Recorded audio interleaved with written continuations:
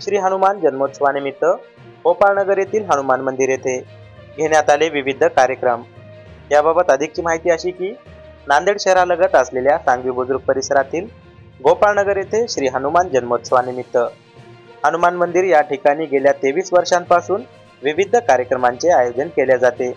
दिनांक 12 एप्रिल 2025 वार शनिवार रोजी सामाजिक कार्यकर्ते विजय चौधरी यांच्या वतीने विविध कार्यक्रमांचे आयोजन करण्यात आले होते। दिनांक 12 एप्रिल 2025 वार शनिवार रोजी हनुमान जन्मोत्सवानिमित्त प्रथमतः सकाळी 5 वाजता भाविक भक्त मंडळींच्या हस्ते श्री हनुमान यांना महाअभिषेक करण्यात आला। त्यानंतर सकाळी 6 वाजता भाविक भक्तांच्या उपस्थितीमध्ये श्री हनुमान यांची महाआरती करण्यात आली। त्याचप्रमाणे सकाळी 10 वाजता श्री हनुमान यांना यावेळी भोग दाखवून महाप्रसादाला सुरुवात करण्यात आली। तसेच यावेळी रक्तदान शिबिराचे देखील आयोजन करण्यात आले होते। यावेळी उपस्थित भाविक भक्त मंडळींनी महाप्रसादाचा यावेळी लाभ घेतला। त्याचप्रमाणे आयोजित करण्यात आलेल्या रक्तदान शिबिरामध्ये असंख्य रक्तदात्यांनी रक्तदान केले। एकंदरीतच गोपाळनगर येथील श्री हनुमान मंदिराची रंगरंगोटी तसेच अतिशय सुंदर अशी फुलांची सजावट यावेळी करण्यात आली होती।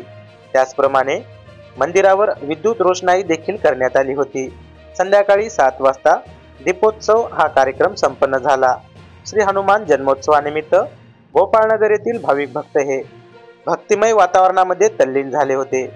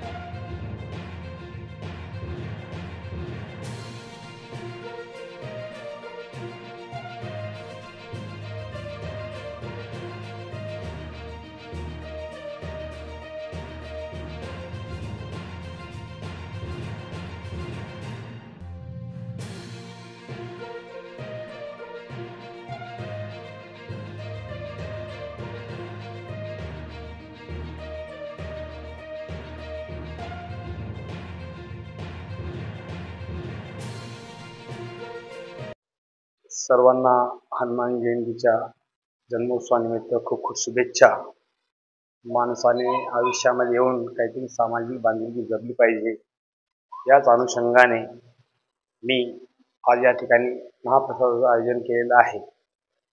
आणि आयुष्यात माणसाला जन्म बार बार नाही आहे, एक वेळेस आहे। त्या अनुषंगाने माणसाने काही ना काहीतरी केलं पाहिजे, कारण अन्नदान हे सर्वश्रेष्ठ दान मानलं जाते। त्या अनुषंगाने महाप्रसादाचं आयोजन केलेलं आहे गोपाळनगर सांगवी येथे हनुमान मंदिर।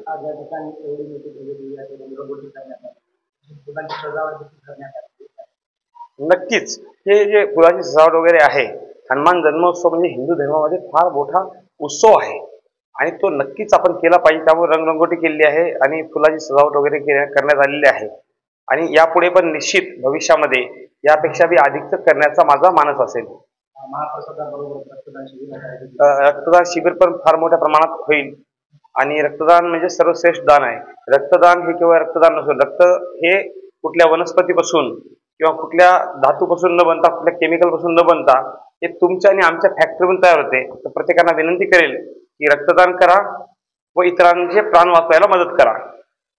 आज गोपाळनगर बजरंगबलीच्या मंदिरावर सर्वात आधी सकाळी ठीक 5 वाजता भव्य दिव्य असा जन्मोत्सवाची तयारी करण्यात आली. त्यावेळेस भव्य अभिषेक झाला. 6 वाजता ठीक महाआरती झालेली आहे. आता लगेच महाप्रसादा सुरुवात झालेली आहे.